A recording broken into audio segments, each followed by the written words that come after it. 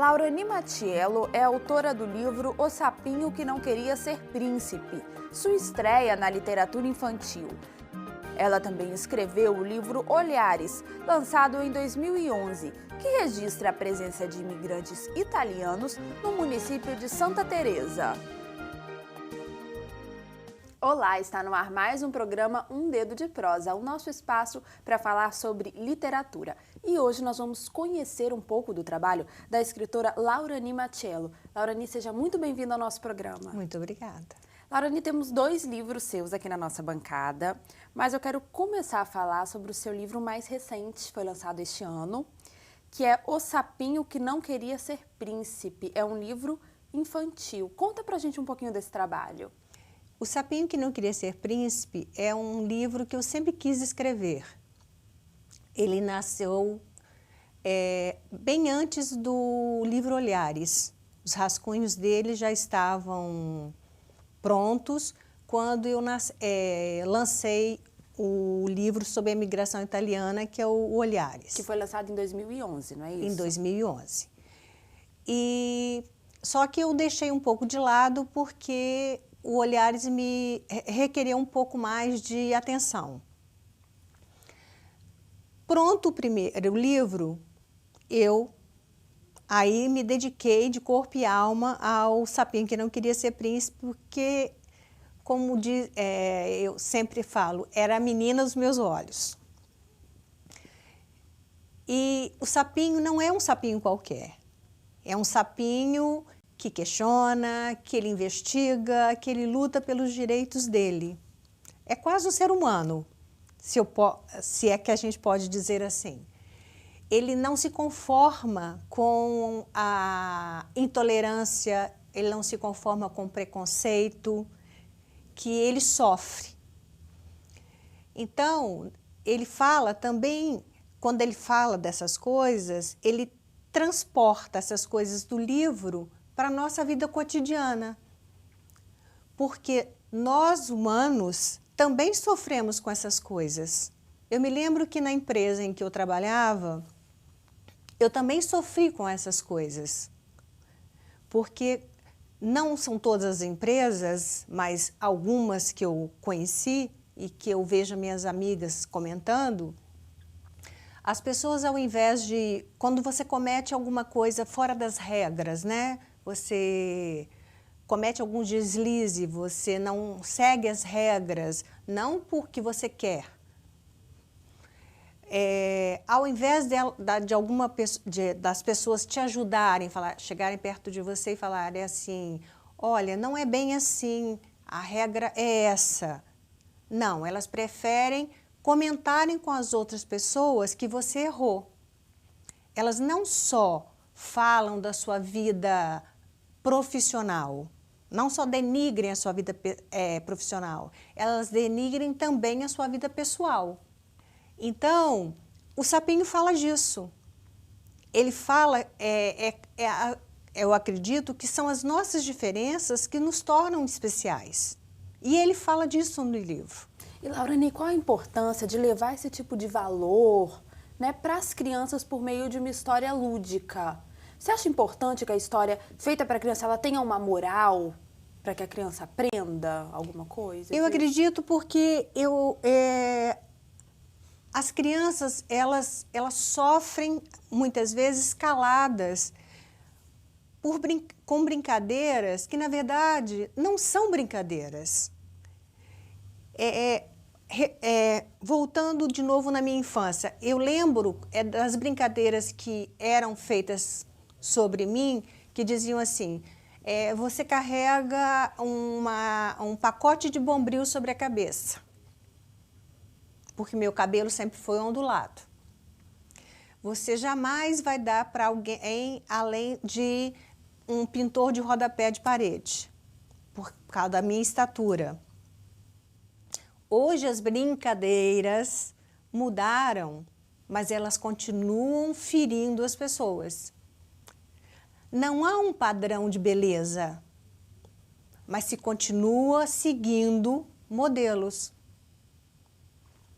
As propagandas de televisão Então, se segue, por exemplo, alguém anuncia na televisão que está grávida, uma modelo, uma apresentadora de TV, né, anuncia que está grávida. Quantas meninas que acompanham aquela modelo, aquela apresentadora de televisão, não aparecem grávidas porque aquela é o ídolo, aquela pessoa é o ídolo delas. O cabelo de um jogador de futebol é seguido por jovens que gostam dele. Quantas brincadeiras não são feitas com aquele garoto da sala de aula que é mais gordinho? Então, as crianças, algumas vezes, são cruéis. Então, o que se tem que aprender, as crianças têm que aprender, é conviver com as diferenças e aceitá-las. Porque nós somos diferentes. E essas diferenças é que nos que faz o bolo, vamos dizer assim, ser mais gostoso.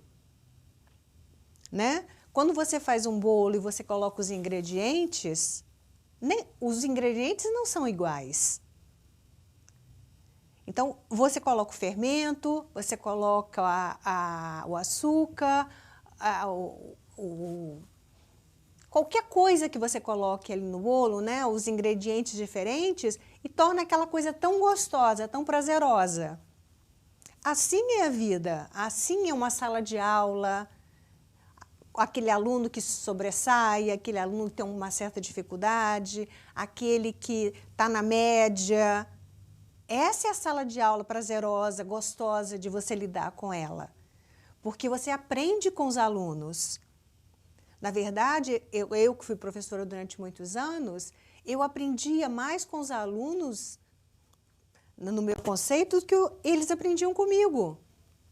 Claro que não no quesito da língua portuguesa, mas eles tinham umas saídas na resolução das atividades e nas brincadeiras que eles faziam. Várias vezes eu ganhava, no final do ano, o troféu das piadas mais sem graças, e isso, para mim, eu guardo até hoje, os troféus, que eram ótimos. Isso nunca me fez ficar triste, pelo contrário, me dava um prazer danado. Então, isso eu tentei levar para o livro, para mostrar para as crianças que aceitar o outro da maneira como ele é, do jeito que ele é muito gratificante. O outro não precisa ser igual a mim para eu aceitá-lo. Porque com a diferença dele, por ele ser diferente, ele vai me ensinar muito. Eu não o aceitando é um preconceito muito grande, porque eu tiro dele a essência. E, Laurani, como é que foi a recepção das crianças? Você acha assim que elas já estão entendendo isso que você escreveu, seus leitores? Você conseguiu já ter uma resposta? Eu tenho duas histórias muito interessantes. Eu tenho uma prima que mora em Santa Teresa, que a filhinha dela, acho que tem dois ou três, não, ela deve ter 1 ano e meio, 2 anos. Ela não chega a 3, que ela não sabe ler, naturalmente. Mas ela adora o sapo Nildo. E ela dorme com livros debaixo do braço. Ela não larga o sapo. Para ela, o livro é o sapo. E ela passa a mão nas ilustrações com um carinho tão grande, e ela conta as histórias, mas do jeito dela, porque ela ainda não sabe a história. Então, a mãe conta e ela vive das ilustrações. A filha de uma amiga minha, que comprou o livro, também não sabe ler ainda. Então, a avó conta a história. A partir das ilustrações, ela cria a história, mas do jeito dela. Ela não conta a história que está escrita no livro. Então, todo mundo que chega lá, ela senta, ela põe sentado e fala assim, você quer ouvir a história do sapo? Aí a pessoa automaticamente quer, né? Igual quando você chega de viagem, quer mostrar seu livro, suas fotos de viagem. Você tranca a porta e faz a sessão de fotos. Primeiro você faz um almoço, né? Por último vem a sobremesa, que são as fotos. Aí a pessoa senta, ela fala, e ela começa a contar a história. Só que ela não conta a história que está no livro, ela conta a história que está na imaginação dela. Isso, para mim, tem sido muito bom. Como também tem a outra história que o menino, filho de uma amiga minha, criou máscaras, criou fantoches. E a partir dos fantoches e das máscaras, ele criou também a outra história.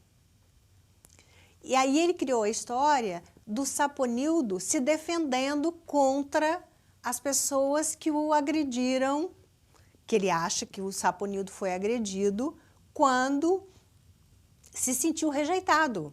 Então, aquelas pessoas que o rejeitaram foram agressores. De uma certa maneira, foram.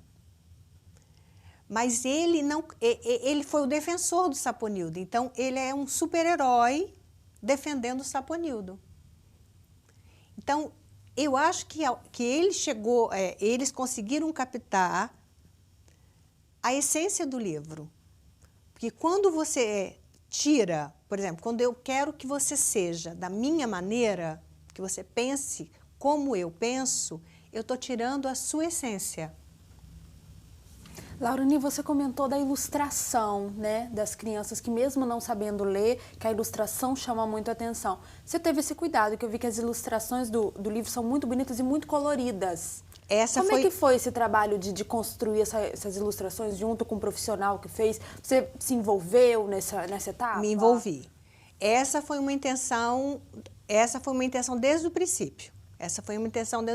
Fazer uma ilustração grande, para chamar bem a atenção das crianças, ser uma coisa muito lúdica e que chamasse bastante atenção e fosse muito colorida. Porque trabalhando com outros livros, eu sempre percebi assim, ilustrações em alguns livros, a história às vezes era muito bonita, mas ilustrações pouco coloridas, pequenas, às vezes faltava ilustração. Quando você trabalhava com um livro, você tinha que fazer a imaginação das crianças funcionarem muito. Então, você tinha que ficar... Às vezes, eu desenhava, e olha que eu desenho muito mal. Então, tinha que ficar imaginando muito. Então, o meu propósito desse livro é que ele fosse, na verdade, todo colorido. Não foi possível por falta de caixa. Mas uma das intenções era essa. A primeira intenção era essa, fazer ilustrações enormes e que cobrisse a página inteira. Eu acho que eu consegui. E depois que a letra do livro fosse bem grande, que eu queria que as crianças não tivessem dificuldade para ler. Facilita, né? Que facilitasse a leitura delas. Laurani, a gente vai fazer um breve intervalo e vai continuar o bate-papo. Tudo bem? Bom, nós vamos para um rápido intervalo, mas já voltamos, não saia daí.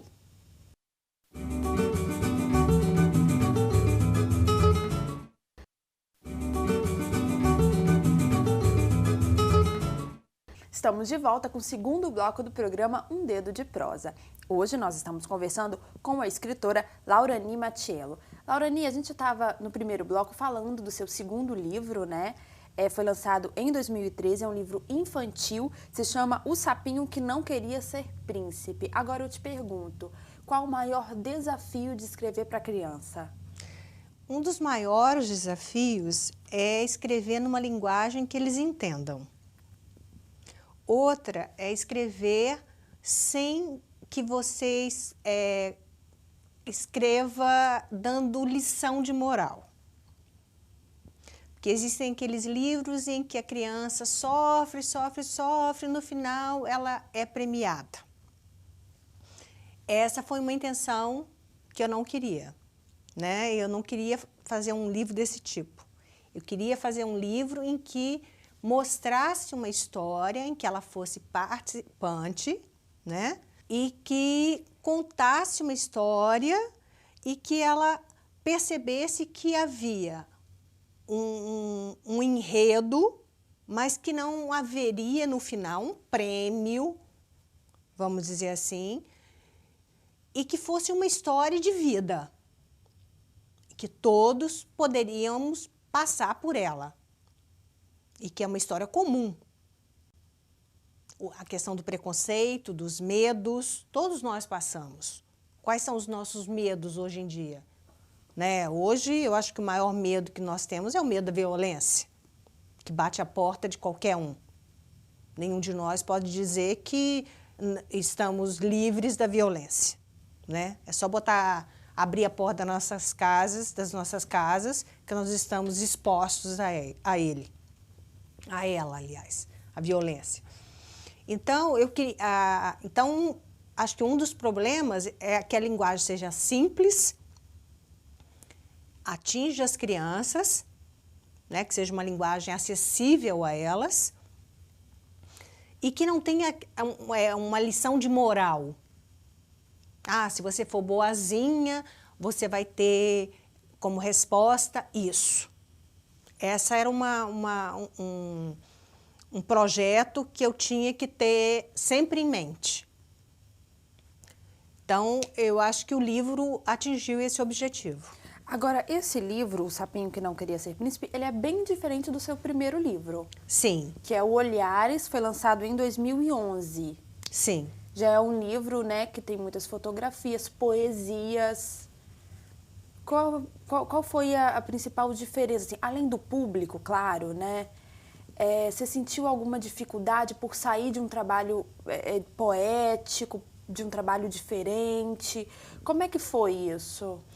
O Olhares foi um livro dedicado à imigração italiana. Eu sou descendente de italianos, tendo um sobrenome Machello, né, que aparece porque eu tenho outros sobrenomes italianos, né, na minha trajetória, na minha linhagem, se eu poderia dizer isso. Eu quis fazer um livro dedicado aos imigrantes italianos. Mas eu não queria fazer um livro como as demais pessoas fizeram, que era contar a história de como eles vieram, o que eles sofreram nos navios que os trouxeram, de onde eles saíram. Eu não queria fazer esse tipo de livro. Eu queria fazer um livro mostrando o que é que eles construíram na região de Santa Teresa, que é considerada a primeira cidade italiana no Brasil. Aí vinha o primeiro impasse. Como fazer isso? Nós temos um amigo, eu estou falando porque meu marido, né, estou incluindo meu marido. Nós temos um amigo que é médico também, não eu, mas meu marido é médico, que aposentou-se pela universidade e abriu uma pousada lá em Santa Teresa, ao Merchandise. E que é um fotógrafo de primeira linha. Conversando com ele, perguntei a ele se ele não queria participar de um projeto que eu tinha de tirar fotos de casarios, de utensílios, de tudo aquilo que os imigrantes italianos haviam construído e deixado, né, como legado lá em Santa Teresa e nas cercanias. Ele topou o projeto. Falei, olha, mas eu vou andar e você vai ser o meu... Eu não me lembrei o termo agora, mas eu vou usar a expressão tipo serviçal. Vai ser o meu olhar e você vai ficar parado, eu vou dizer, é aqui. Aí você vai clicar.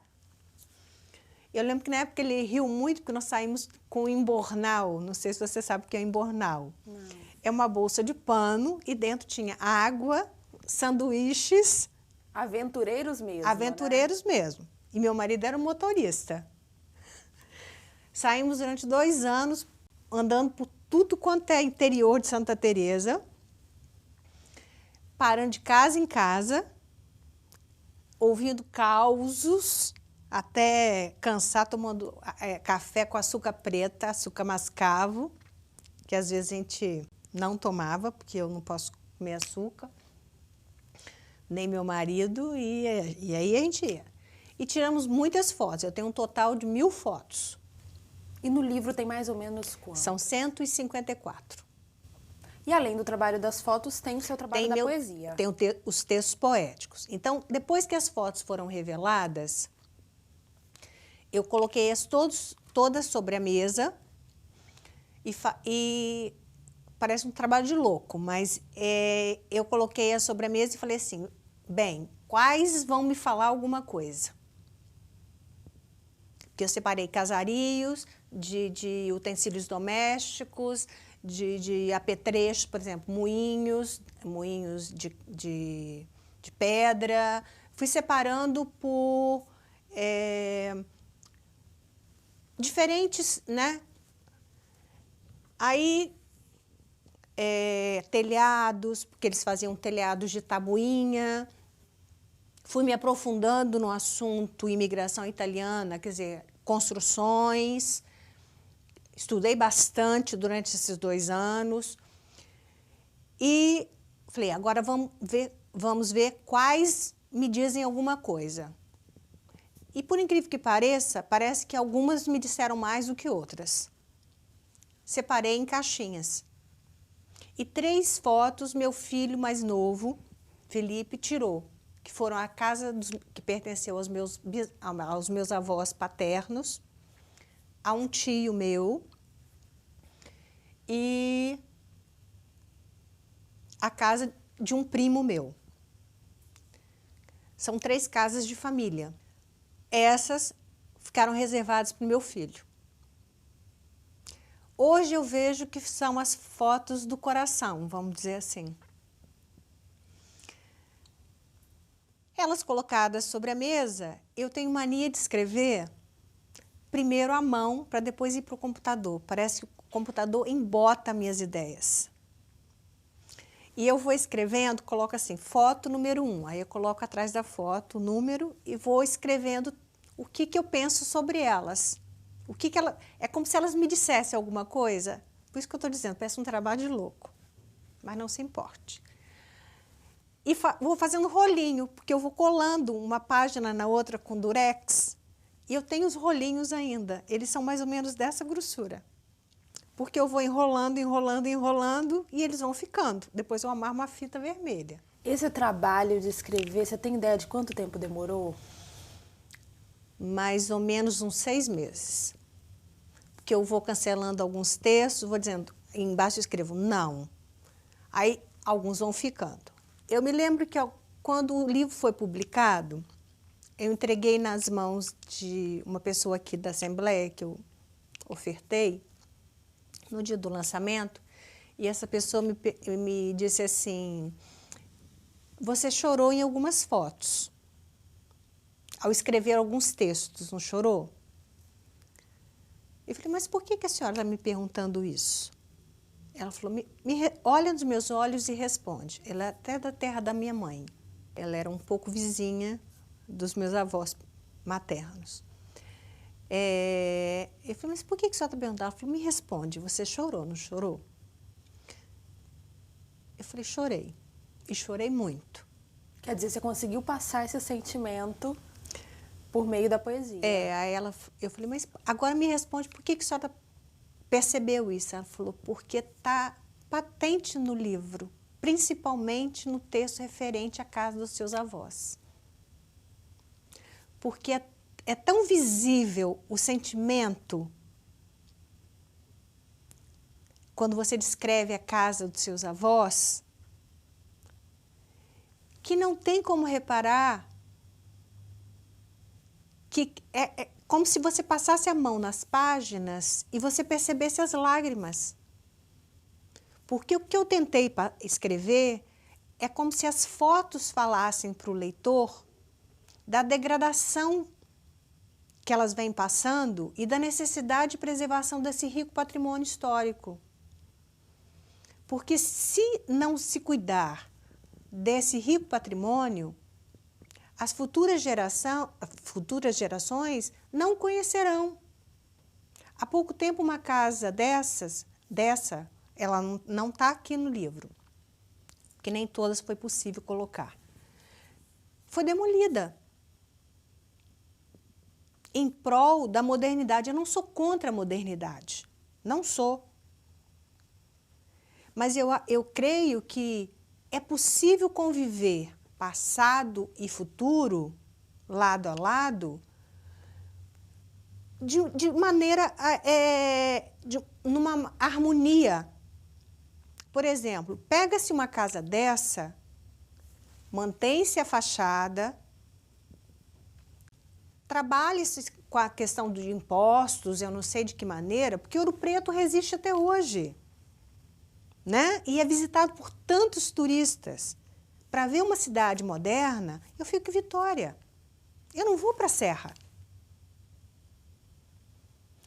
Mas não, lá eles botam a casa abaixo e constroem um prédio que não tem nada a ver com a imigração.